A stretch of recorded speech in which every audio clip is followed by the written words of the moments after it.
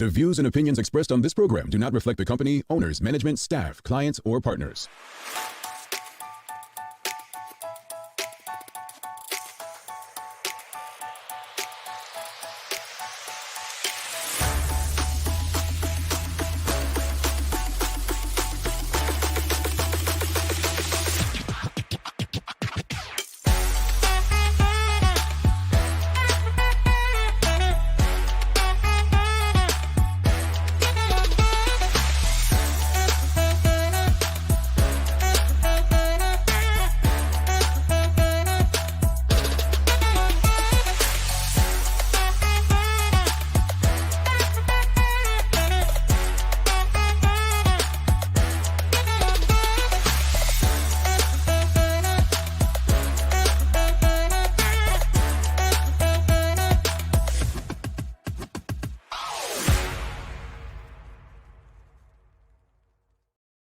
It's Tuesday, the 5th day of November 2024. Welcome to Bermuda's Daily Talk. It's the Daily Hour brought to you by the BAC Group of Companies, Medical House, Lindo's, and People's Pharmacy. I'm Jamal Hartman.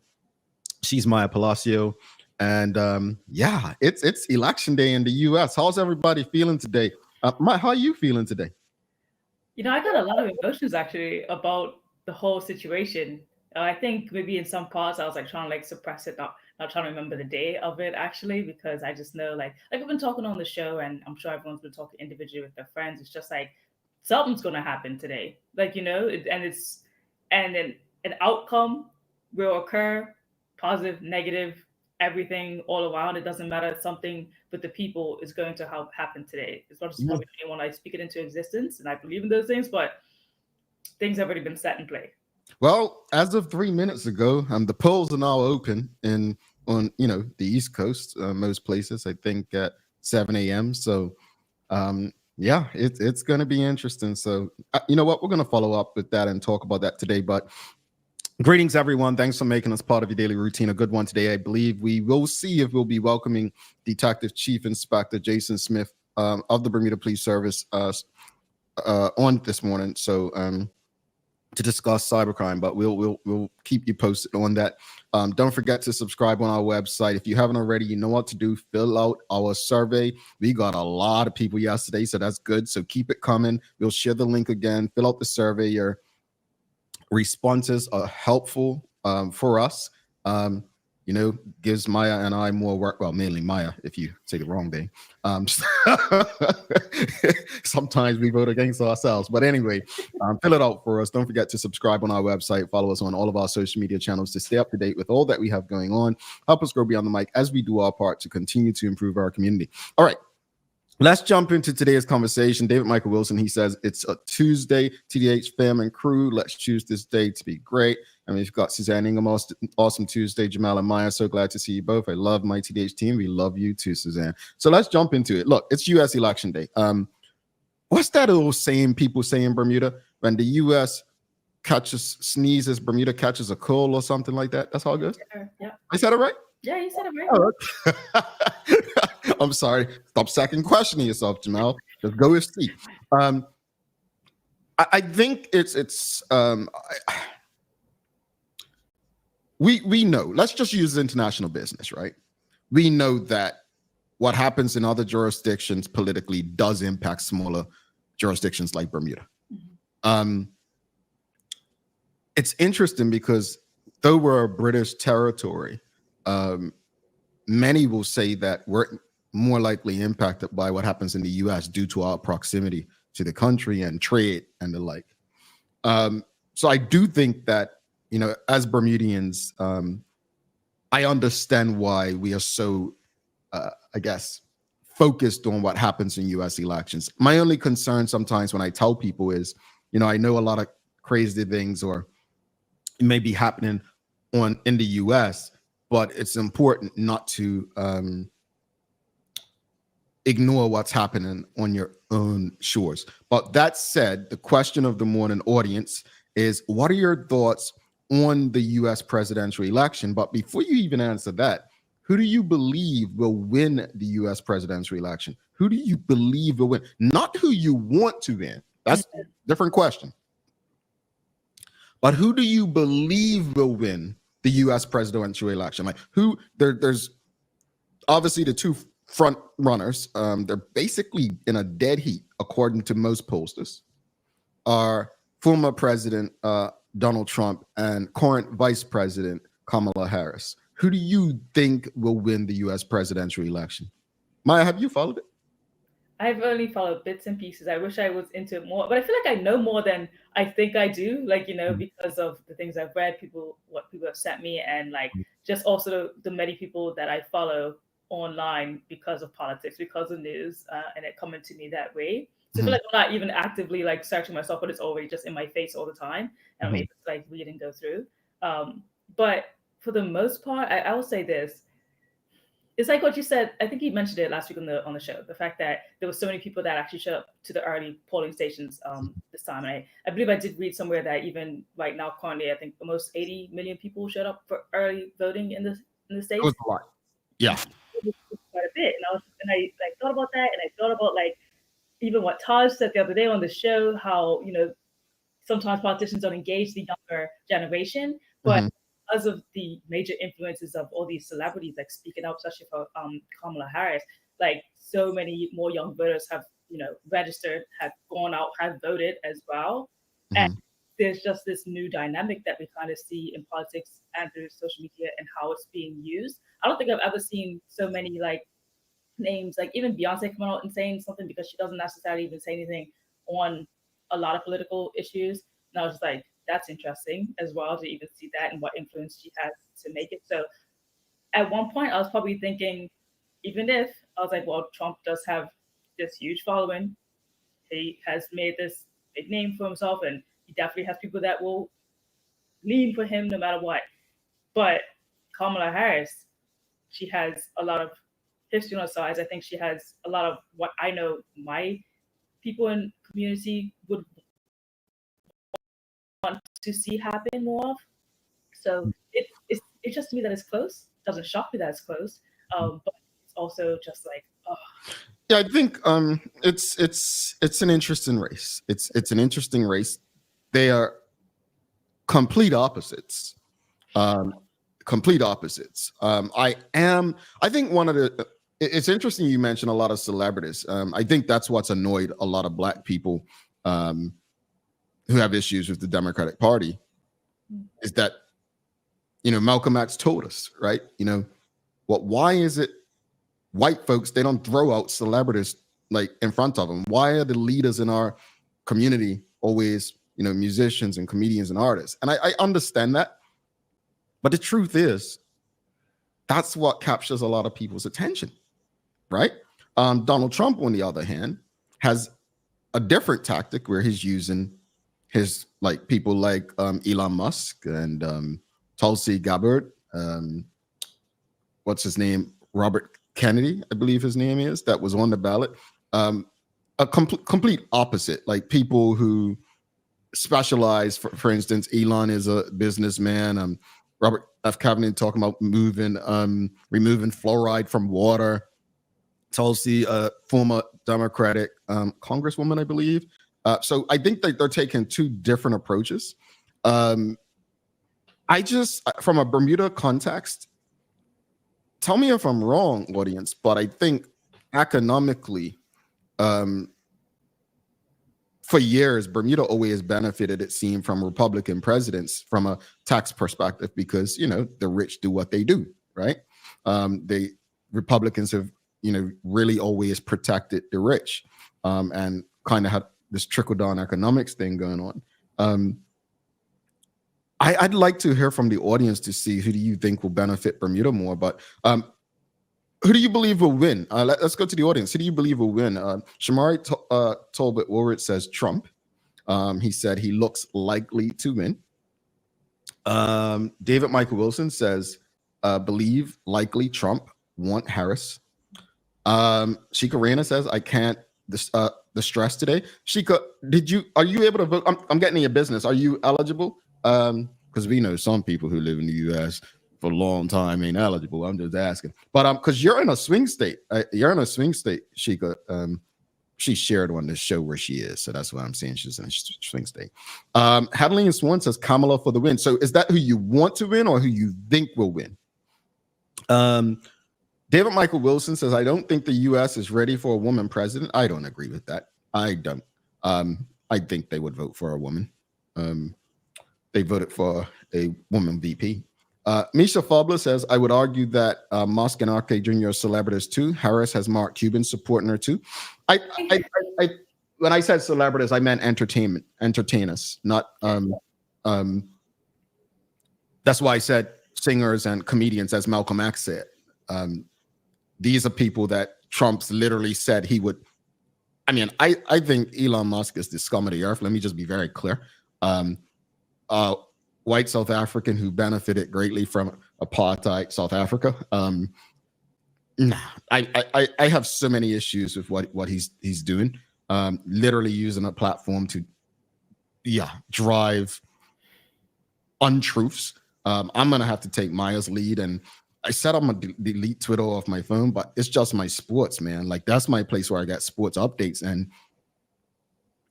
I mean, I was a guy who went on ESPN daily, and I just going on websites versus getting quick access. That's what kept me there. Now, can any other apps give me sports so quickly? Mind you, sports depresses me anyway, Maya. Sheikah says she early voted. This is something I wanted to bring up with you, Maya, and Taj yesterday too. You know, remember we were talking about someone in the audience asked about absentee voting, right? Mm-hmm. Now I know Bermuda has like not an early vote day in terms of like if you're traveling or people who are unable to come on election day, they can vote in advance. Mm-hmm. But I wondered if something like this would be helpful in Bermuda to get more people participating, like have like a full week of early voting before election day. I wonder if that should, because I'm telling you, man, I ain't never voted on the election day in the US in my 2 elections. I don't plan on it. I don't have the patience. Unless they got global entry for voting lines, I'm not doing it. I think also because last night I had a conversation with Mark Bean and he mentioned it too, just the fact that like he would love for other Bermudians who are not on island to still have a chance to vote in the general election, whether it be yourself, Jamal, or even myself out here currently in Toronto. And so when you guys brought that up and Taj mentioned it, I was like, this is something that, we don't have. And like, again, reiterating what Taj said with you and Perry the other day, it's like not everyone can fly back for these things, especially in university, especially in school. They ain't got the money to do it, even though they want to take part. And then a lot of times we say that the younger generation doesn't care. Like Taj is, again, he's very politically involved, but there are a lot of instances where he can't even be involved because he's not on island. So in that way, and reiterating his words, Bermuda's sort of still stuck in the 1980s. Yeah. And I think it's by design, though. I think it's by design. Misha Fabla says Trump has Kid Rock and God Bless the USA guy. His celebrities are a bit more B-list than Dems. But I think, I don't want that become topic of conversation. When you look at both, legit, the Dems have rolled out. From Oprah to Cardi B to like it's no comparison. Is what I'm saying as far as entertainers and delight. It's no comparison. I'm not saying Trump had none, but literally 90% of Kamala Harris is in front of us, put in our face, we're entertainers. I'm sorry, but I don't want to hear from a comedian or entertainer if they've never done anything for me that I believe is worth following. I'm voting based on policy. I'm reading platforms. That's just me, but it may work for other people. We'll see today. We'll see. I think it definitely allows other people, like young people, to actually get involved in it. That's for sure.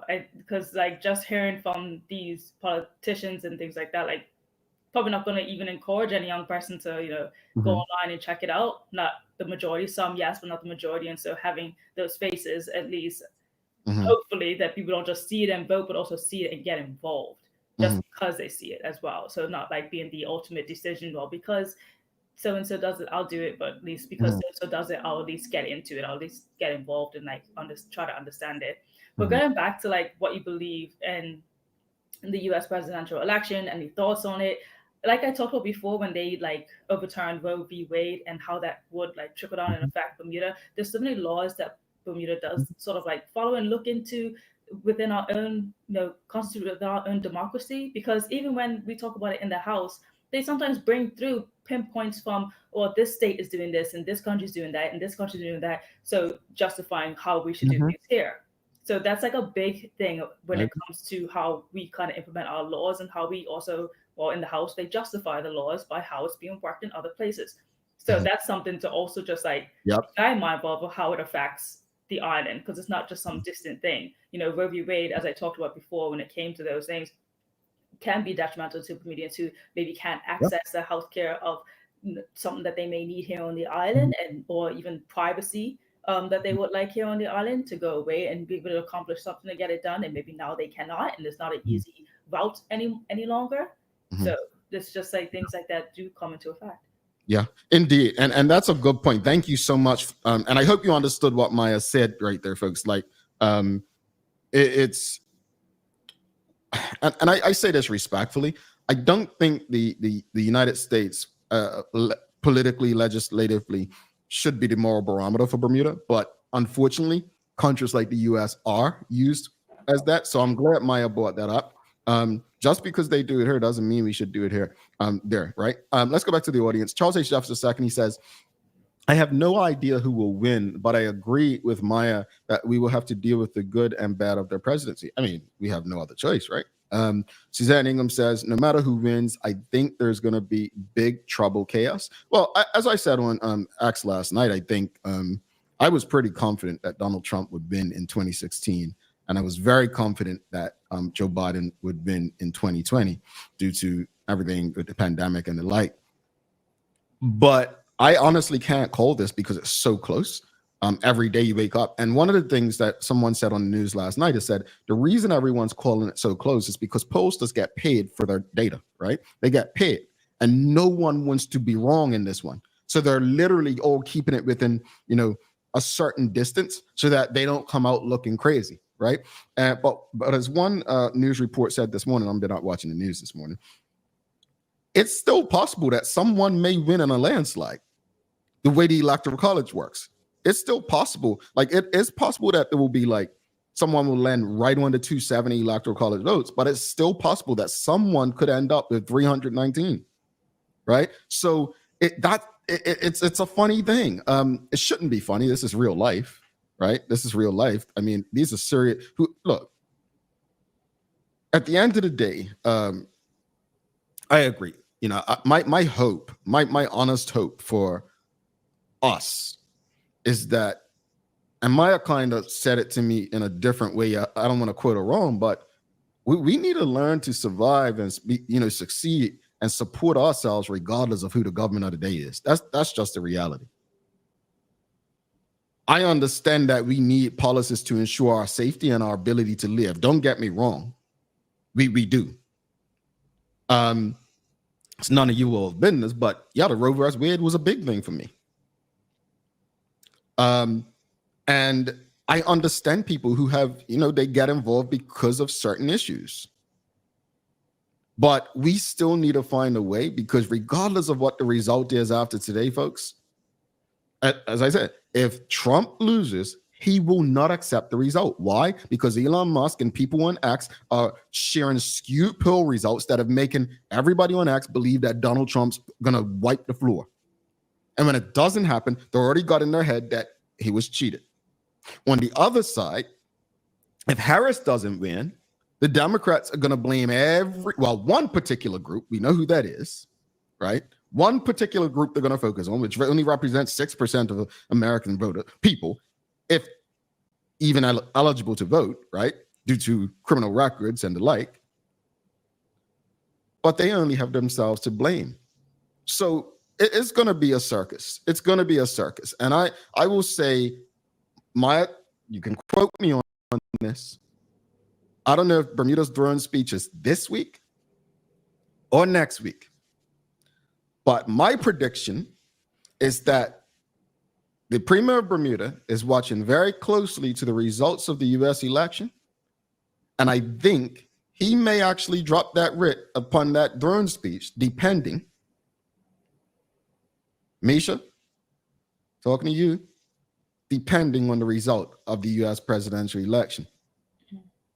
I think so. He's watching. He's watching. Charles H. Jeffs II says, in a true democracy, we should be looking for more ways to allow people to exercise the right to vote. Well, Bermuda doesn't have a true democracy. We have to get things signed off by His Excellency, Her Excellency via the King. Charles H. Jeffs II says Trump's rhetoric has forced some of the celebrities to come out in support of Harris. Taylor Swift. I was going to mention Taylor Swift as well. Yeah. Cardi B and J-Lo. I think Taylor Swift, and don't yell down my throat. Okay, go ahead. Probably the biggest endorsement that she could have gotten. Well, the thing is, I feel like she had to come out because of the fact that I don't know if it was AI or whatever it was that was posted on Trump's, but it made it seem like she was in favor of Trump. And yeah, I mean, she said it in like countless other different interviews. I've watched some things with her. It's just like she's always been like pulled between whether or not to like speak on it and touch on it. But yeah, that I think that really kicked her to speak on it and come forward and make it clear who she's in favor for because of that. It's going to be a close one. It's going to be a close one. Folks, I'm not sure if we're going to have Jason Smith. We don't have anyone backstage on camera or anything, so we may reschedule that. Let's go we've got Shawnette Bell says, in Orlando right now, I will be following closely. Not sure who will win, but do hope that Kamala wins. Okay. In Orlando. Well, Florida's no longer a swing state. I mean, they're red at this point. I mean, yeah, they've done some things down there to make sure that stays red. Suzanne Ingham says, yes, I think you're right, Jamel. Watching and the writ is ready. Talking about David Barrett. Misha Fabla says, I hope not. I still have a lot more ground to cover and see dirty. I don't know. I mean, I said that on the back of what Maya said, because I do think that we do a lot of stuff based on what's happening in other jurisdictions. And, the premier of Bermuda is not my favorite person, but you all know he's not a dummy. He's not a dumb guy. I think as far as politics, I would think he's as intelligent as Sir John Swan. Sir John Swan will call a snap election like that and catch you while can I say while your pants are down? But catch you off guard. How's that? That's more child friendly. I mean, you said both, but yeah. Oh, I did, didn't it? I'm sorry. I take the first one back. I can't take it back. No rewinds. All right, folks. Just to answer one more quickly. Maya's got to do the news break. Who do you believe will win the U.S. presidential election?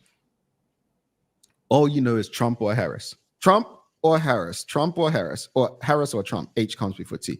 Who do you think will win? Harris or Trump? Who do you think? Yeah, like Maya, did you give a prediction? I gave a I gave a very journalistic prediction, but if I'm going to be opinionated for this one, but also I put some thought into this from what I've been seeing. Yeah, you shared your thoughts. Yeah, I shared my thoughts on it. I think the facts that are coming through. I'm going to go for Kamala. Okay. All right. Is it fair for me to say I still don't know? Like I can't call it. That's fine if you really no, but I'm feeling that it's going to lean that way. I do. Even if some things are showing that might not, but I just think that because of the amount that I'm seeing of that type of support, but again, that's what falls on my page. That's the thing about also getting things from social media. Sometimes it does reflect what you want to see more of, and it shows you that versus the other. So I'm also cautious about that too. But even reading in the news and seeing how close things are, but knowing that it could still be a landslide, it's okay to not be sure and be I don't know.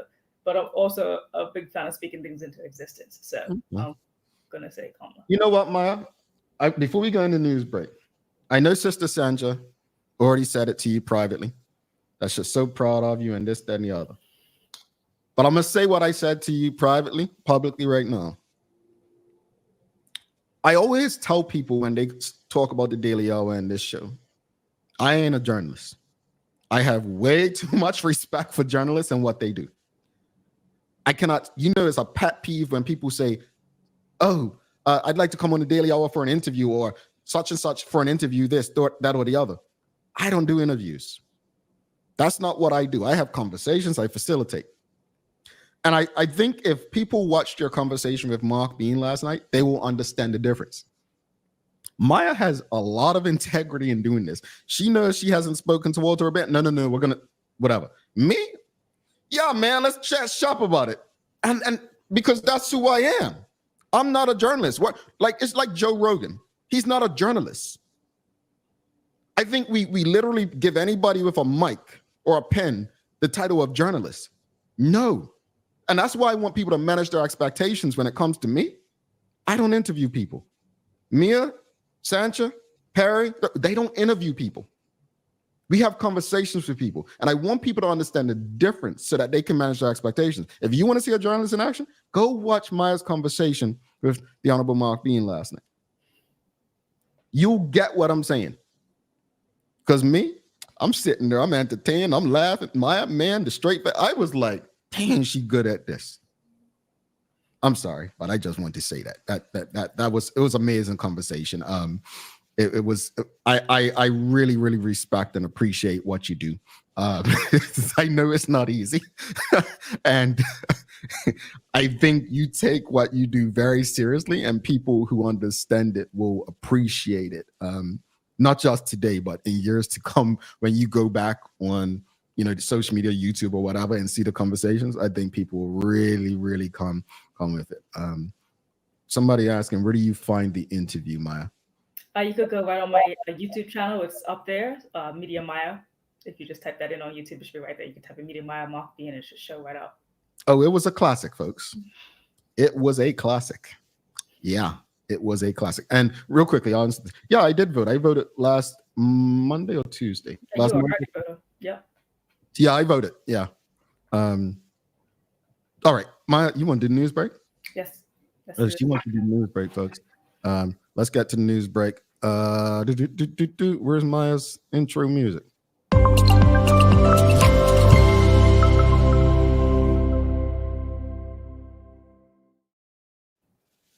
Well, good morning, everyone. This is your Daily Hour News Break brought to you by the great people at People's Pharmacy. Everyone would have heard the devastating news of the loss of life of a 19-year-old. Well, the Bermuda Police Service has now confirmed the death of 19-year-old Dimitri Edwards, who was seriously injured and reported two-vehicle collision involving a motorcycle and a truck that happened on November the 1st. Despite all life-saving efforts, Dimitri was later that day pronounced dead at the hospital, and the Bermuda Police Service extends sincere condolences to family and friends. The BPS liaison officer has been providing relevant support to the family as well of Mr. Edwards. Again, if you witness this matter, if you know anything about it, still come forward and contact the police. You can call 717-2123. That is for Mr. Rollins of the police unit. You can also call 211 or speak with the officer whom you know as well. You're very low, Maya. I couldn't hear anything you said just now. But I think we got it. And along with Kathy Rogers, want to send sincere condolences to the entire family. And now that his name's been announced, I know we've had his mother on the show in the past, who's a very close friend of our colleague, Sherry, and also Karen Simmons, who's the aunt of the young victim, who is one of our greatest supporters. And honestly, I just want to wrap my arms around her. It's very unfortunate, as you were speaking with Mark Bean last night, and he said that, he was his godson. And the emotion, again, speaking about Maya's professionalism, but the emotion, you saw how the conversation changed and it just became even more authentic between the two of you. I think the lesson in this is that we are a community of people, very close-knit. And the unfortunate part of being that small community of people is that we're gonna have to deal with stuff like this regularly. And I guess at this point, all we can do is try to love on each other so hard and ensure that people know that they're loved and that we care about them and we're here for them, because our lives can change so quickly.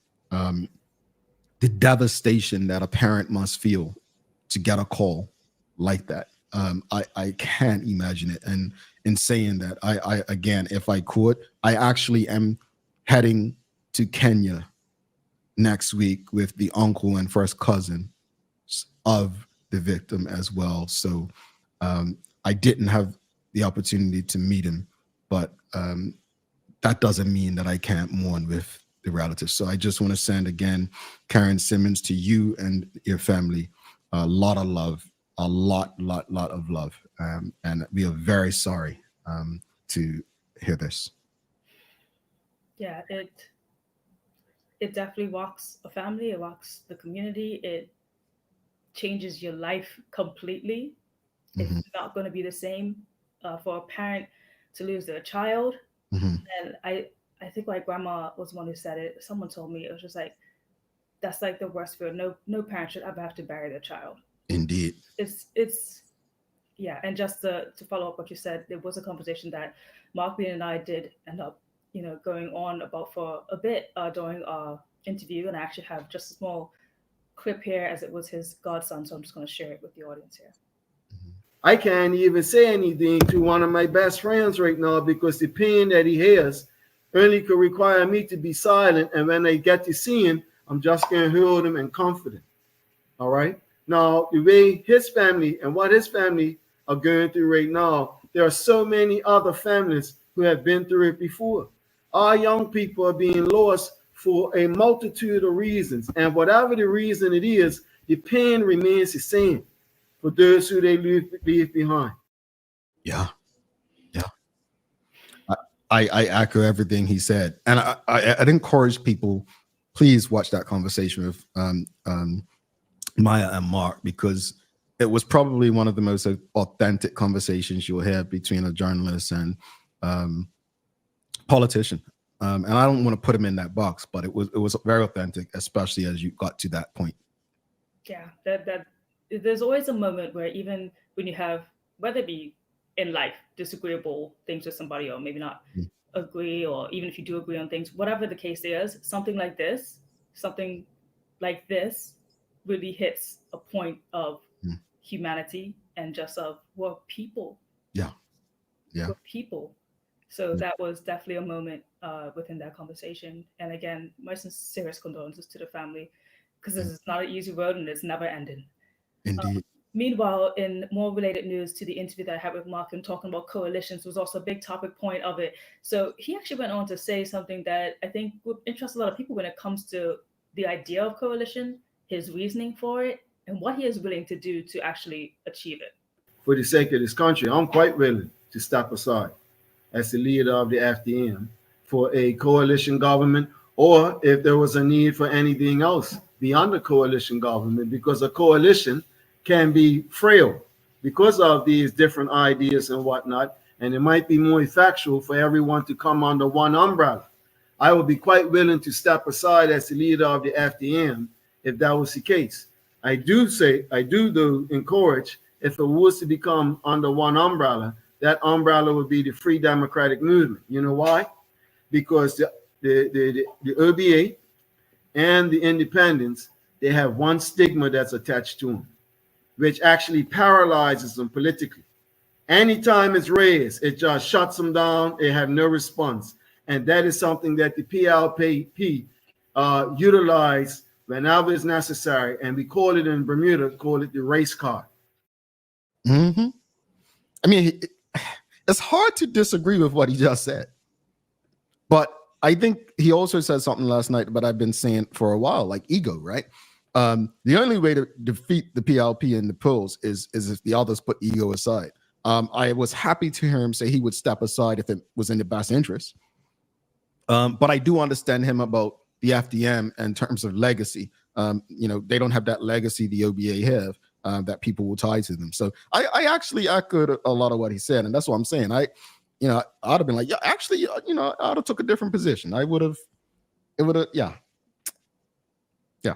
To change things for you. All right. Well, in other news, and this is coming from the Minister of Oman, because if you didn't know, there has been a guest on the island right now, and that being the visit from His Excellency Jose Manuel Valerio, the president of the Azores, has joined Bermuda in celebrating the 175th anniversary of the first Portuguese immigrants arriving on the island. So a photo that you see there, he was with a couple of ministers, also the governor as well, and the opposition leader, and they're talking about environment and cultural connections as well. In this image that you see right now, he was actually with the city of Hamilton as well, being honored in a very like impromptu meeting, as well as they talked about Bermuda's culture, social landscape, and just the economic, focus point of our histories together. Interesting. Yes, I'm enjoying her final days in Bermuda. Look at her. I'll tell you. Now, in our sports-related news, Rhode Island FC won its first ever playoff match on Sunday, defeating the Indy 11s 3-2. As many of you may very well know, Rhode Island Football Club is home to Bermuda's Keno Smith, who is the first head coach and general manager in Rhode Island FC history, and he was appointed back in 2023 as well. So this win over the Indy 11s was RIFC's first in 3 meetings with the Indiana club, and the second time netting 3 goals against the boys in blue. So up next, Rhode Island FC will travel to number 1 overall seed and 2024 USL Championship Players Shield winners Louisville City FC for an Eastern Conference semifinal match on Saturday, November the 9th at 7:30 p.m., which they actually have a pretty good chance of winning, as they have beat this team before. So, all right. Well, big up to Rhode Island and Connor. I went to their first game ever, and hopefully I could get back to another one next season. Yes, definitely. And for the weather we're looking at today, it's going to be like more sun than cloud, unfortunately, with a chance of an odd shower or 2. So, just wrap up, stay warm. And as always, just be mindful on those roads. And we got a high of 73 degrees today. All righty. You got a days of the year, or should I get one? Hey, my days of the year was election day. What you got? Oh, right. Okay. I mean, yeah, that pretty much is it. I guess we could just ask the question one more time. It's U.S. election day. But real quickly, before we go to break and attempt to bring in Jason Smith, we've got a question. Renee Simmons, where do I find this interview? I missed it yesterday. I was attending the relative's funeral. Condolences to you. You could go to Media Maya on YouTube. You can find it there. And just wanted to go to the audience, and we appreciate this. Tanya Cheeseman sending her condolences to Karen and her family, as well as Shawnette Bell. We are family, and Renee Simmons as well. So definitely, Auntie Karen, we care about you. Real quickly on the conversation, is election day in the U.S. Renee Simmons did say, America never wanted a black president. Now we're looking at a black female candidate. I believe Trump, unfortunately, will win, but hopefully the angels surround Kamala. Skeptical with Elon's backing. They didn't want a black president, but they got one. It's too close to call. Tomorrow's conversation, I don't even think we're going to have a outright winner. Again, my prediction is that Donald Trump's team will claim victory, like they did in 2020. I don't know. It's close, man. I feel like Georgia is going back to Trump. I feel that Georgia's going back to Trump. I just feel that way. Georgia's a big state. Pennsylvania, man, that's a key state. The Democrats seem to be in the lead right now, but more Republicans voted early. So that's one to watch. I don't know. I think it's going to be a long night. And real quickly, before we go to break, Shamari Talbot Warrior says, I can't trust these people who care about removing a party. Mark Bean, he means, just lost for power. That's why he's rabid about moving PLP. He deserves better. I actually disagree. I think Mark Bean is more interested in removing David Burt, not the PLP. Unfortunately, they're one and the same. But I actually trust those people more. I think you said 2 different things there. You said his loss for power and removing the PLP. For me, removing the PLP isn't a loss for power. It's just saying they don't deserve to govern the people anymore. I believe I can do a better job. At the end of the day, I get him. I understand him. I think the PLP current administration has been the worst government in my lifetime. The worst in my lifetime. I'm talking about Jennifer Smith's administrations, Ewart Brown, Paula Cox, Sir John. This is the worst administration in my lifetime. I had people reach out last week, 2 people with the same question. Can you ask our audience how their lives have improved since 2017? We'll discuss that in a subsequent episode. But this is the worst government in my lifetime. No honest person can tell me that paying what we pay for, all things that we pay for economically, we're in a better space. Nobody could tell me that having this government that's fought for people's rights back in opposition is still depriving people today of simple rights. Don't tell me that this is not the worst administration we've ever had in Bermuda. I'm going to take a break before I go on a long rant, boy. And then I get in trouble and Maya give me a lecture after the show. 2:34, we'll be back. Let's face it, life can be a little wild, but shopping doesn't have to be. I choose People's, so that whether it's a prescription that needs to be filled, a toy for my little terror, or a gift for a new addition to the family, we'll see about that. Everything's available in one convenient location. Some call it People's, I call it my one-stop shop in the city. People's, we're here for you.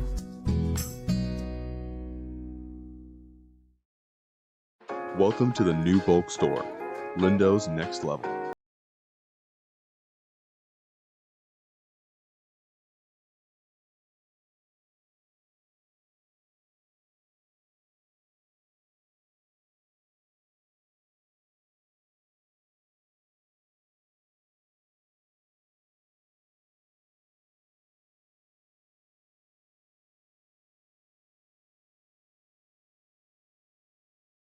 Unlock your business potential with BDC's General Microloan, offering up to $30,000 for Bermudian small and medium businesses, whether it's for inventory, working capital, or equipment. We provide 100% guarantee on approved loans, simple application, low interest rates, and fast processing.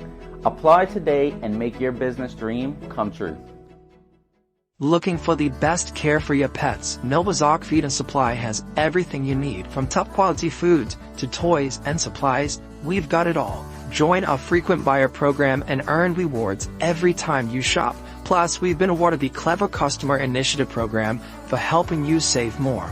And don't forget, we open an hour early on Saturdays so you can get a head start on your pet care.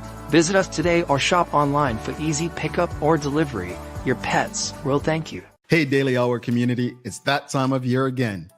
The Daily Hour annual survey is live, and we want to hear from you.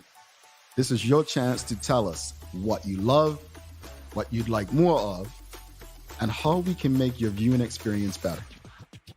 It only takes a few minutes, and your feedback helps to shape our show for the year ahead. So don't wait.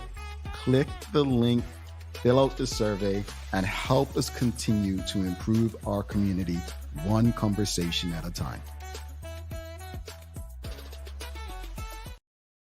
Alrighty, welcome back to the big show. Maya be dancing, but you guys don't see her. She be dancing, like when the music's playing, she's in the back doing all that. Like I catch them doing it, and I wasn't blessed with the black rhythm, so I don't really do too much moving. I thought you were like, whatever. Anyway, welcome back to the big show. My philosophy, I'm Jamal Hartman. Daily Hour brought to you by the BAC Group of Companies, Medical House, Lindo's, and People's Pharmacy. Don't forget, fill out the survey, subscribe to the website, follow us on all of our social media channels to stay up to date with all that we have going on. Help us grow beyond the mic as we do our part to continue to improve our community. All right, without further ado, let's bring our guest for the day. We've got Detective Chief Inspector Jason Smith, and we're going to be talking about cybercrime. Maya and Teo have reported a lot over the last year about cybercrime in Bermuda. Maya, did we ever really get any information about the cyber attack on the government last year? Like, what happened? No, we have not gotten any completed information. I guess the investigation is still going on. Is the last thing I do reporting. I know that Senator in the OBA, he was quite on it regularly, but also, Senator Dukudo, but also Minister Darrell was also quite speaking up with the fact that it's still an investigation that's undergoing. I have to find the most recent on it because it's been a while since I think I've gotten an update on that one. Okay. All right. I promise we're not going to ask Detective Chief Inspector Jason Smith about that. All right. Well, we may. You all may. Anyway, let's give him a warm TDH welcome to the show, folks. Is this his first time? I think it's his first time. Yeah. Let's give him a warm TDH welcome. Is it? I don't think so. Is it? We'll find out. I don't think he like us like that. I think it's his first time. Good morning, sir. How are you? Very well. How are you? I'm good. I gotta ask, is this your first time on the show? It is. See, yeah. I've never been invited before. Is that right? Oh, okay. Well, you know what? You're invited anytime you want to stop by. But first off, thanks for doing this. It's an early show. We know you're busy. Real quickly, before we jump into today's conversation, you're a police officer where people have seen you in the news a lot. They've seen your name from all types of investigations. What is your actual role within the service current day? So currently, I'm the Detective Chief Inspector in charge of the Specialist Investigations Department. So basically, that is the financial crime unit, the drugs unit, the gang team, and also property management. Got it. Okay, so you cover a lot of stuff. Okay. All right, cybercrime. As said just now, Teo and Maya have reported quite a lot of cybercrime in the last probably 2 years, not even just since the cyber attack on government. But why has cybercrime become an area of focus for the Bermuda Police Service? Well, I think when you look at cybercrime and the impact that it has on the wider community, often, like you mentioned earlier, my previous role, I dealt with a lot of the murder investigations, and that grabs a lot of attention because it's sensational a lot of times, and obviously there's people's lives that have been affected by that. But equally, cybercrime has the same debilitating effect on businesses, on individuals. So you would have seen in the news media reports that the police have released that there are some cases that people are reporting losses of 50,000, 100,000, and so when we look at that, we realize that this is a huge impact, and we need to give it the attention that it deserves, so that one, we can make people more aware of cyber attacks, fraud schemes, and how that they can prevent it, so that they don't become the victim and suffer loss. Gotcha. So, talking about people either like becoming victims, can you kind of list out sort of the types of attacks that do happen, and which one is probably the most frequently occurring in Bermuda?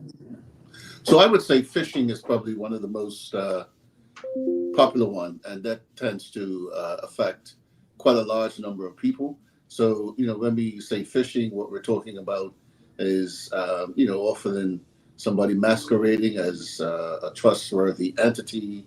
Normally that comes from things like emails, websites. People get phone calls where somebody's purporting to be part of a charity or purporting to be a member of a particular bank. So someplace that people do financial transactions with. And they get people to give them that information, their personal information, which then they're able to take that. And then that creates a whole lot of havoc, wreaks havoc on people's lives. So that's one probably of the most popular forms. The other one, which goes unreported, is where businesses are victims or attacked. And oftentimes we don't hear about that because businesses do not report that for a number of reasons. And then, another population is the seniors. And that's a big one too, because a lot of times these bad actors, as we call them, they are preying on the vulnerability of seniors. A lot of seniors are home, they're retired, and they probably want to talk to somebody. So the bad actors take advantage of that, and they come in. And then what we're beginning to see is just the impact of AI, artificial intelligence, where the sophistication of some of these networks is such that they're able to clone people's face and voice, and be able to set up a platform where a business, mostly businesses we're seeing, believes that they're talking to a particular vendor when it's actual fact it's AI, and then get scammed. So those are some of the big areas of concern and victims. People have been victimized by cyber attack. You know what? That actually reminds me. was watching this news story about this mother who said that she was getting called as if her daughter was like being held hostage, and it Yes. sounded like her daughter and everything. But then she immediately like called her daughter afterwards after the person was like saying that you need to give money, blah blah. And her daughter was actually just upstairs in her house. Yeah. And that was like really scary. So now she had learned like to implement some sort of safety word with her child, so Yes. that if this ever happens again, they know that if it's really her or not. So that's like something I have been like saw that is becoming more aggressively happening. I don't know if you could speak to a case like that actually being played out in Bermuda. But another question for you here is like in relation to the unit that the Bermuda Police Service is now putting up, like what type of data will the unit be collecting? Right. So I don't want to get too much into the actual unit, the cybercrime unit. I don't want to get too much into that just because it's in a sort of developmental stage. But what I will say is that we do have within the BPS at the moment, capabilities, and we're continuously to get training in this area to be able to one detect, and then investigate. Go after some of these bad actors, which involves a lot of tactical support. But that's the sort of space that we're currently in. Can you talk a little bit about what type of training? Like, will anyone be specialized in anything specific? Right. So, myself and Acting Chief Inspector Tomlinson actually went to Brazil a couple weeks ago in August, where we participated in a, cyber conference, which is actually quite interesting. And with some of the world leaders in this fight against cybercrime.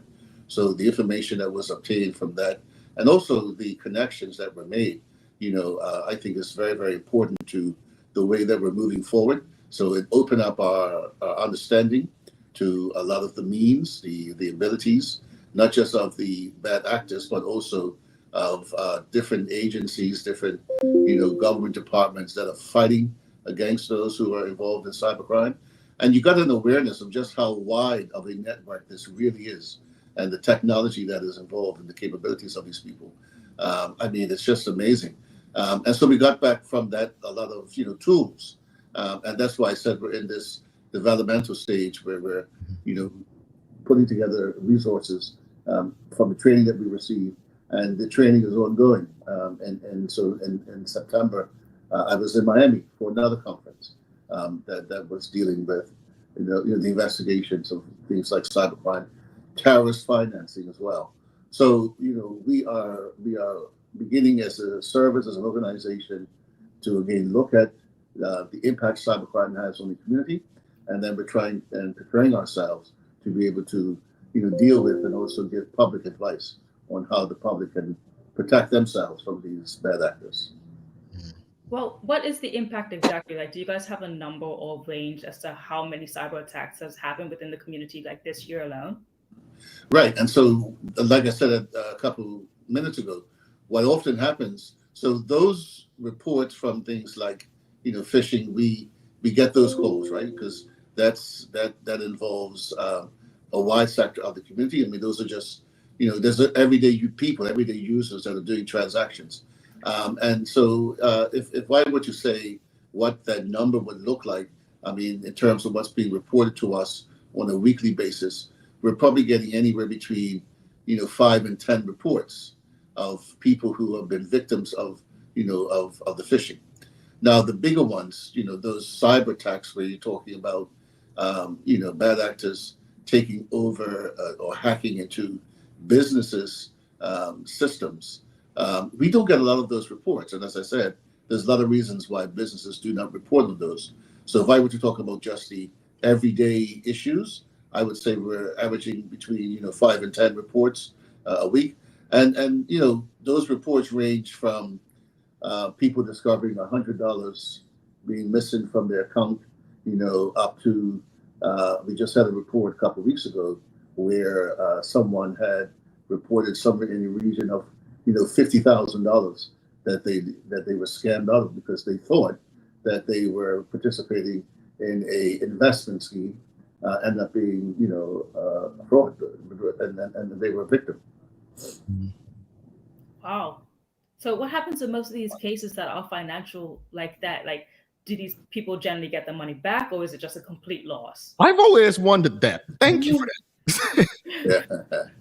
Well, I mean, listen, that's sometimes a matters between the individual and the banks.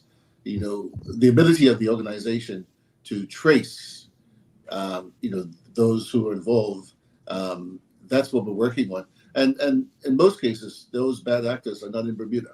So unfortunately, when you talk about those big numbers, those $50,000 numbers, those $80,000 numbers, the reality is that in most cases, yes, that's just going to be a complete loss. But obviously, if there's things like someone's credit card has been compromised, then I think the banks, there's some recourse there, with the banks. I tell you, there was another case we had this summer that was really, really interesting. It just goes to show the extent of some of these bad actors. We had a senior who fell victim, and actually, she was duped out of something like $150,000 in cash. Imagine that. And it wasn't until her relative, who had some responsibility for her accounts, checked that and realized there was a significant loss. So when they questioned her about it, it was too late. The money had been gone. So cases like that, that's money that's just unfortunately gone. The chances of her recovering would be very, very slim to none. Interesting. Wow. Yeah, my jaw's on the floor. That is a huge loss. Yes. I want, and I'm grateful for that question, because I think something like that would make me. I had an incident earlier this year. I've actually had 2 incidents. I had to get 3 new cards this year, I think. But in saying this, I didn't realize until you said it just now that we lose it. Like if the bank doesn't settle with us. Now, I do wonder if there's some way we can insure, but that would be more money out of our pockets that we probably don't have. But that's so unfair. So I guess what I take out of what you just said, folks, stay on top of your stuff. Yeah. And I think when you look at prevention, one of the things that you've got. So, for instance, I think it was last week.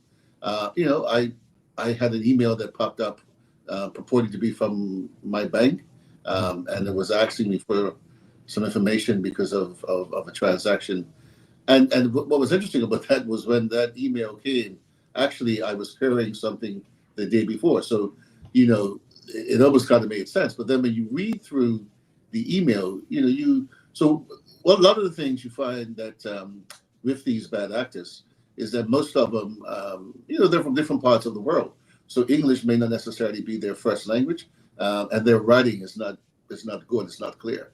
So those are telltale signs that when you see emails coming through, and it's just bad grammar, word placing is all over the place. Those are kind of telltale signs that you need to look at and examine.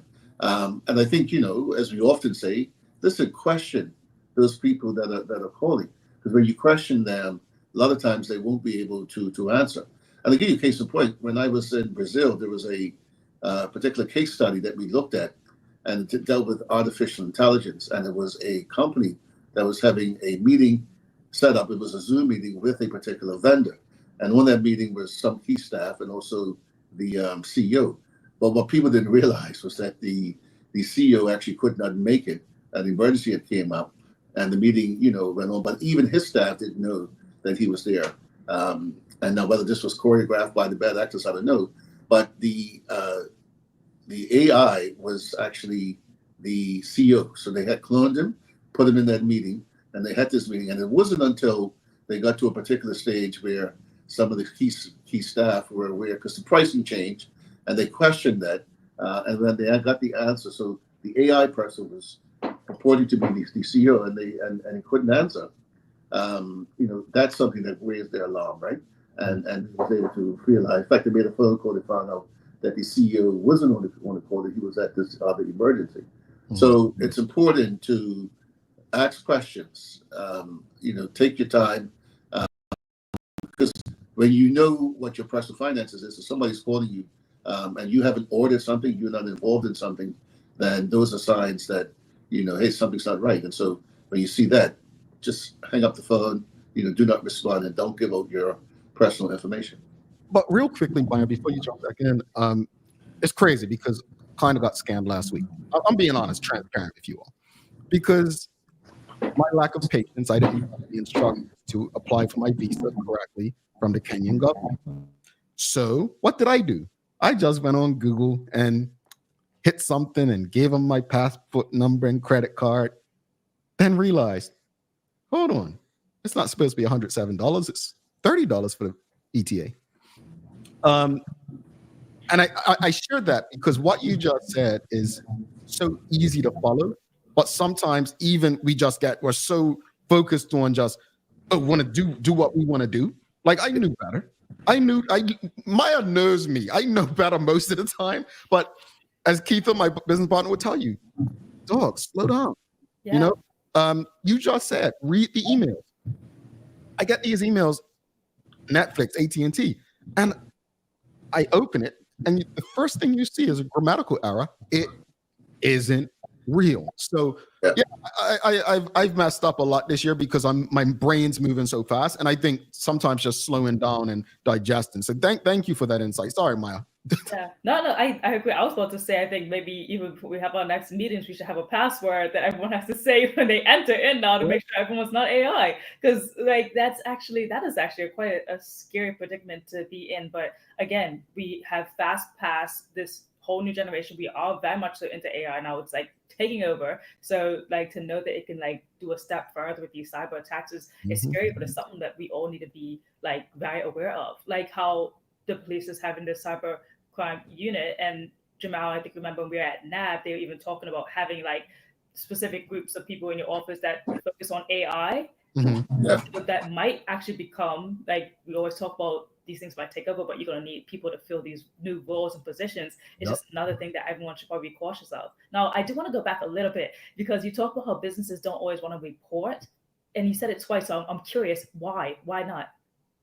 Well, they would obviously have their reasons. I mean, sometimes it might be that people are embarrassed, or they just don't want their customers to know that they have been hacked. There could be a variety of reasons, but you would have seen in one of our press releases a couple of weeks ago, in fact, October, to do with Cyber Awareness Month, where we actually, re-emphasize that there is a portal that people, businesses can report in on when they have been attacked. It's anonymous, so you're not actually to say the business. But what we're trying to do with that is that obviously helps us to gather intelligence and statistics, so that we do have a better appreciation, for just how wide throughout the community some of these attacks are. All right. So I just want to ask one more, like when it comes to these scams, just reiterating again, how can people kind of avoid or prevent getting attacked? Well, look, so I moved obviously from the sort of murder investigation side of policing to this, which is a new arena for me. And, I'm finding it's very tactical. So, we could go into a whole lot of tactical, phrases and talk about things from a tactical point of view. But look, I think the simplest way is this. We all know what our business transactions are and where we're doing businesses, what organizations that we are a part of. So, when you see somebody calling or an email coming up about, you being an investor in a particular company, and you're not investing in that company, then just walk away from it. And Jamal, you said it yourself. We've all, fell victims of these attacks where, your life is busy, you see something pop up, you don't really take the time to read it, you just respond to it quickly. So sometimes just slowing down that pace, right? And just looking and approaching this in a simplest terms is, if you're not familiar with it, if it just doesn't, ring a bell for something that you're involved in, because you know what your business sides are, what you're dealing with, then just walk away. And it's always helpful to come back another day or another hour or another minute, when you kind of slow down the pace and just look at it. I'm sure most people at the end of the day, they take a little time to reflect on what happened.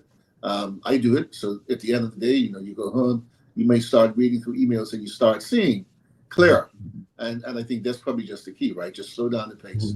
Know yourself, and you know what you're involved in and what you're not. And just real simple, make those extra steps, ask questions, and think twice. We had something on Instagram real quickly. Sorry.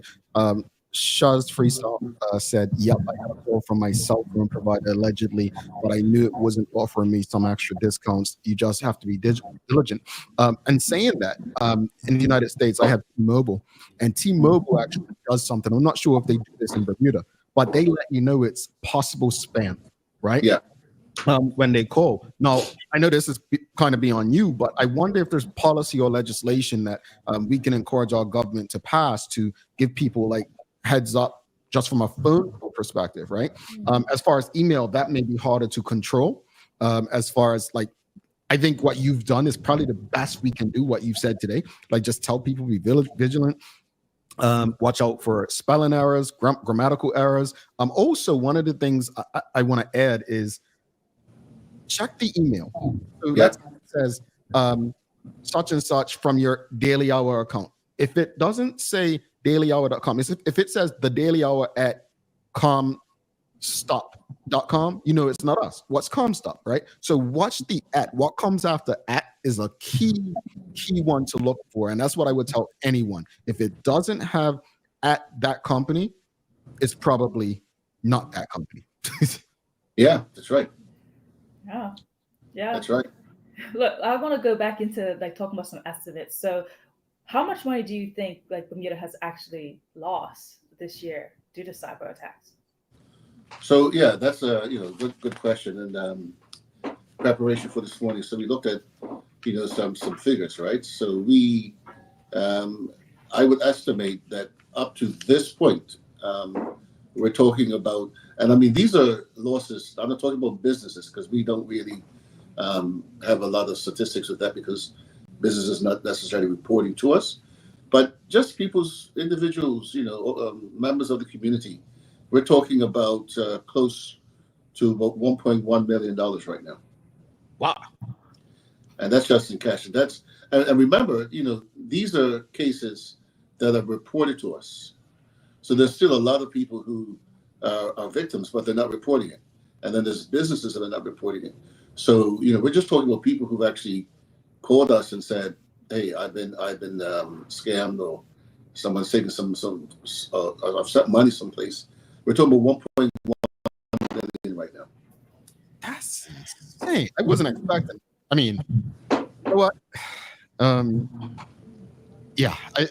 Let's go to the audience. We've got some questions from the audience. Audience, if you have any questions, comments, send them through. We'll get through as many as possible. Mark C. Phillips is asking, Mr. Smith, do you feel we have to improve our cybersecurity here in Bermuda?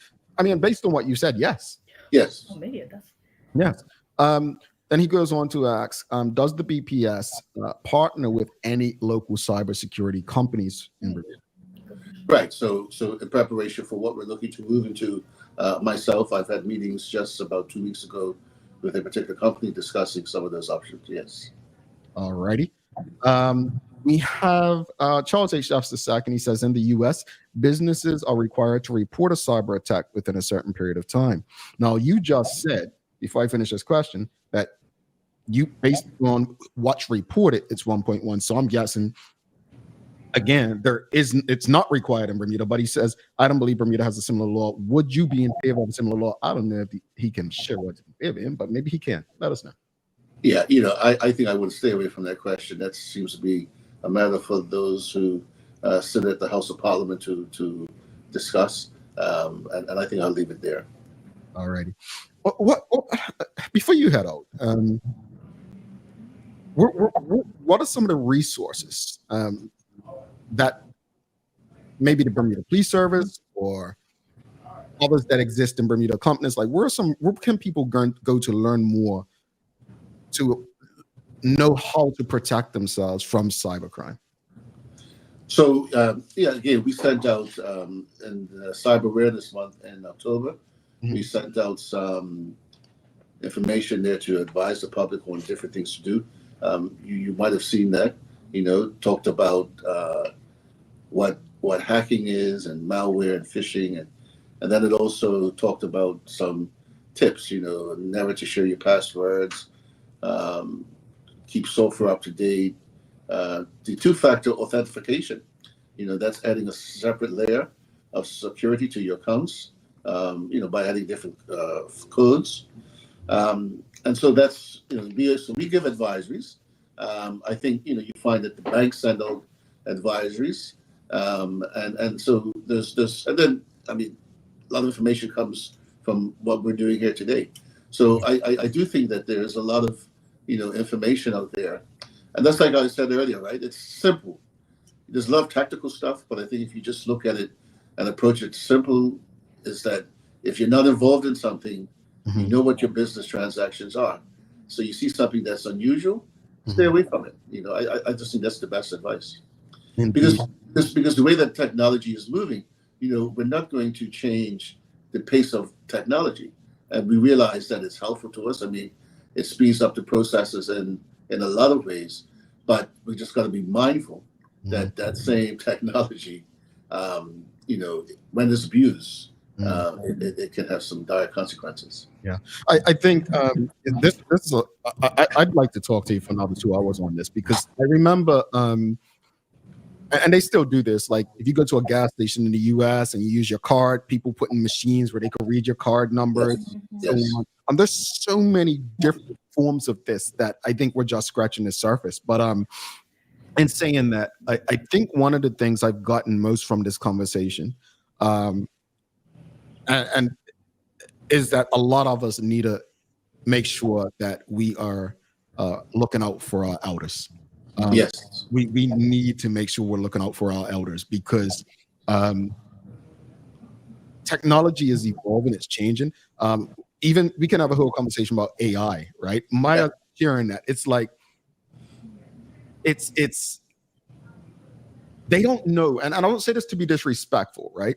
Yeah. The elders in my life, they honestly don't know the difference. They don't. And so because of that, we have to do our part and say, look,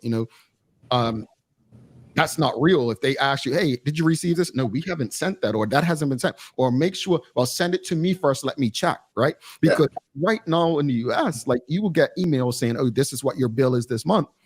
Yeah. I don't know if we're at the stage where, I'll use a company like the utilities company in Bermuda, right? Yeah. You click on, you got something from someone who's made up a fake one and the same name of the company. And that's what we have in the US. And what's that saying earlier? I got it right earlier this morning. When the US catches a cold, Bermuda sneeze. No, when the US sneezes, Bermuda catches a cold. Yeah. Something else. And I want people to understand what you said more than anything, this part right here. Most of the scammers are not based in Bermuda. Yeah. So that means that if it's happening elsewhere and then they figure out, oh, this is a new space, they will attack. Yeah. And when I was in Brazil, one of the things, in the conference, what we discovered too, most hackers, particularly when people getting into hacking companies, major companies, they try to infiltrate that system, their systems, early hours of the morning. That's always seems to be the thing. So you get those different time zones, and you're right. We all, and when you talk about seniors, and I like this topic about seniors, because you think about their home, they want somebody to talk to, and so they get a phone call and they're just enjoying to have somebody to talk to, and then these people, they bait them in. What we're also seeing is that what happens a lot of times is these bad actors will, and this happened in one particular case involving a senior, where this person was sort of representing a charity. And they called, and they spent a couple of minutes talking to the senior, and they got him to send $1,000 the first time, and they realized, oh, okay, that works, so let's go again. And then they called back a couple of days later and said, thank you so and so for your help. And then the numbers increased, and by the time they recognized that, hold on, this was a scam, they were in the thousands. So when these bad actors get involved, they do test runs, and then they see what they can do. And then, just I think it was last weekend, we got a call about somebody who called in, and then they gave their bank account information. They tried to log out, and they couldn't. So that was the bad actor had taken over their account, and before they knew it, they were duped out of $11,000. Wow. It reminds me, I seen Suzanne Ingham's comment at Scammers from Nigeria. I hung up on the scum BPS inform number block. Teo and I, back in 2008, I got an email from someone, happened to be in Nigeria. They told me I won $1 million. So Teo said, we're calling them live on air. And it went on in history as one of the funniest conversations in the history of Bermuda radio. But at that time, we're talking about 2008, right? Yeah. 16 years ago. That's what, I mean, you know, me, I'm thinking $1 million. I didn't think I won anything. I was like, this person trying to get me. And it was one of those wake-up calls for us early on in this. Yes. As funny as it was. Mr. Smith, thank you so much for your time today. Definitely want to have you back again. I mean, I feel like you've been avoiding us, you know. You need no invite. You have a very important role in the community. We appreciate what you're doing. And hopefully when you guys get the unit set up, we can come back and discuss, you know, what that looks like and for the protection of Bermudians. But thank you so much. And we'll talk to you soon. Thank you, sir. Enjoy your day. All righty. Jason Smith, folks, please give us a thumbs up, a love, a like if you appreciated that conversation. We're going to take a quick break. We'll be back after this. In 57 seconds. Stick with us. Hey, Daily Hour community. It's that time of year again. The Daily Hour's annual survey is live, and we want to hear from you. This is your chance to tell us what you love, what you'd like to see more of, and how we can make your viewing experience even better. It only takes a few minutes, and your feedback helps us shape our show for the year ahead. So don't wait. Click the link, fill out the survey, and help us continue to improve our community one conversation at a time. Take a look at our workwear for construction workers and tradesmen. Durable, stretchable in all the right places, and plenty of options for tools and accessories. Pair with our wide range of tough and comfortable footwear. You can't go wrong. As you can see, Medical House really is a one-stop shop for everybody. We can't wait to see you. See it all at our new expanded location on Bakery Lane.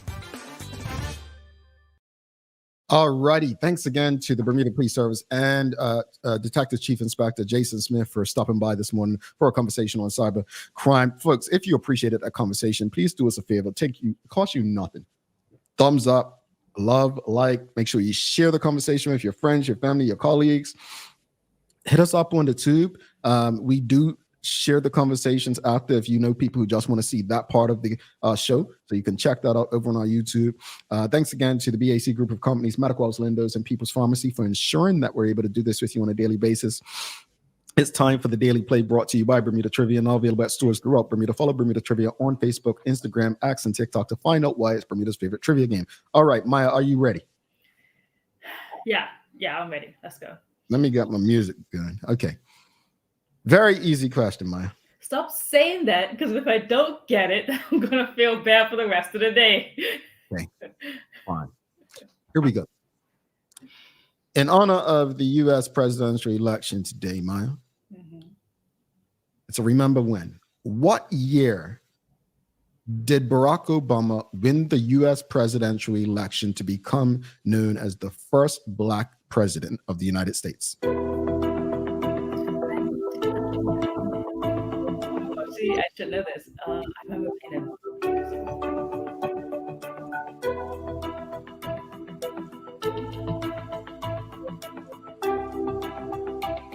2011? I don't know. 2008, I had it in my mind. I was like, no, it couldn't be that year because I just graduated primary school. I swear I remember going to an event for it. That's why I was like really trying to think hard just now and dig deep. I can't believe it was 2008. I had it right in my mind. I was like, I couldn't have been that young. She said primary school. Relax. But I just, it was past 2008. I just saw it. So I was like, I remember going to, it was something that someone had set up. I remember going to it too and watching it, but I don't remember being that young. Yeah, 2008. 2008. Oh my dear. Wow. Yeah. 2012. No, it was. Yeah, I was like, it has to be a little bit higher than that, right? But he did. That's when he ran his second term. Thank you. Yeah, he did have 2 terms. Yeah. Wow, was that long ago? 2008. You're old, man. You're old. You're old. You're old. You're old. Anyway, let's wrap up today's discussion. Obviously, U.S. presidential election tomorrow. We'll be probably talking about a possible winner and then the conversation about cybercrime. Today's just going to be a really big day for everyone in the world, not just the US. So it's going to really affect a lot of change, like we've been saying already, and whatever laws that whatever parties going to be putting into place will take effect everywhere in different places. But in terms of cybersecurity, I think that conversation is so important. I think that we are just scratching the surface of how detrimental it can be. The fact that we've lost $1.1 million just from the people of Bermuda, that's not government, that's not businesses, because businesses aren't reporting, that is people. Like, that's us on a day-to-day basis. Look, make sure your seniors in your life flip phones only. And if they need emails to be sent to themselves, I mean, if you are worried for it, have only your email be used on the behalf, because I mean, that's something that I would do for my grandma, and I would be upset if someone was to scam Ruthie. I would be very upset. So I'm laughing because you said flip phones only. Flip phones only, honestly, like that, and the home phones, girl. But yeah, it's just that's a conversation that really needs to be looked into more. AI has really been like increasing. Cybersecurity is so important. Everyone slow down when you get these emails. Don't feel like you have to respond right away. Look, if it's that important, someone will find a way to reach you. So don't be like me. Now, in terms of the conversation, U.S. election, I'm going to be following it closely. I am proud to have voted in this election. I feel like it's the first time where I actually felt like I was voting for someone, not against another. And that says a lot. So I'm glad I was able to contribute. Whatever the result is, I don't think much is going to change for me individually. But I think when it comes to elections, it's bigger than you as an individual. It's about the people you love, the greater community. So we'll see what that looks like at the end of tonight. Or not. Looks like we may have to wait a couple days, if not weeks, with the results from Arizona, which, if it ends up being a landslide, wouldn't matter anyway. As far as the conversation on cybersecurity, another thing that I don't know if was said, but one of the latest tricks, it's not a trick, it's just common knowledge now, is changing your passwords often. Yeah. That's another key thing. We shouldn't still have the same password you had 3 years ago. Change your passwords. Use some characters if you're allowed in passwords. Again, if you're not sure, don't click it. If you're not sure, don't click it. I'm gonna be real with you. The way my brain works, I get caught up sometimes. I do press some things and I shouldn't. And so I've had to go through that annoying process of getting new credit cards a couple of times this year, and even my visa situation with Kenya. Use my examples. Kristen Souza said, thank you, Jamal, for being honest about your experience too. Everyone thinks that won't happen to me, but it's too easy these days. It is. So I encourage people to be vigilant, stay vigilant, and look out for the seniors. Look out for those who are most vulnerable when it comes to this. Ma, do you have any daily inspiration for us? I do. This one is a quote. It says, "The people who cast the votes don't decide an election. The people who count the votes do." That's from Joseph Stalin. Oh, wow. Well, I want to make sure you got some honest people there. Mm-hmm. Yeah. But I say this, it's not about who wins the election. That's not how government works. It's how the people hold them accountable that determines how we're governed. Anyway, folks, don't forget to subscribe on our website. Follow us on all of our social media channels to stay up to date with all that we have going on. Help us grow beyond the mic as we do our part to continue to improve our community. Thanks again to our partners, the BAC Group of Companies, Medical House Lindos, and People's Pharmacy, for ensuring that we're able to do this with you on a daily basis. As always, we appreciate you, we love you, and we thank you for making us part of your daily routine. If all goes well, we'll be back to do this again with you tomorrow. She's Maya Palacio. I'm Jamal Hartman. Please do make it a safe and a great day. We are out. Peace.